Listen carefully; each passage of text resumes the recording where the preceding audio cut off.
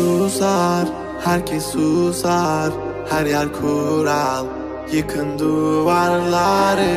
Uğra, yanıma uğra, bir yazı tura, bükelim tüm kolları. Koy koy yeni bir kat, onu da geçeyim iyi bir fark. Zoruna gidenin dili kurak, kapalı kapıya çeneni tak. Boş ver geri topla, verdiğin değerin dili olsa. Kalbimi vurmuş gidiyorsan, acı diliyorsan ve de biliyorsan. Kızgın güllerin üstüne düşmüş dolunayım ben.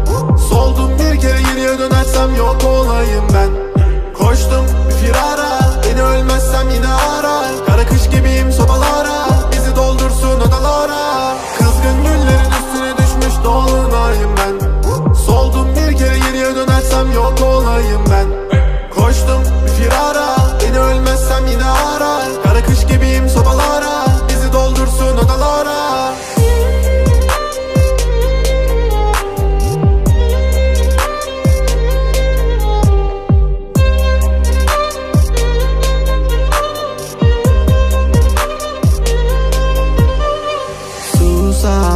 Herkes susar, her yer kural, yıkın duvarları. Uğra, yanıma uğra, bir yazı tura, bükelim tüm kolları. Normale döneceğim, hayatım versin istediğimi. Zorlama düşerim, şeytan duymasın dinlediğimi. Koy baba gitsin furravan, zorlama kadere trip atma. Trip atma, trip atma. Normale döneceğim, hayatım versin istediğimi. Zorlama düşerim, şeytan duymasın dinlediğimi.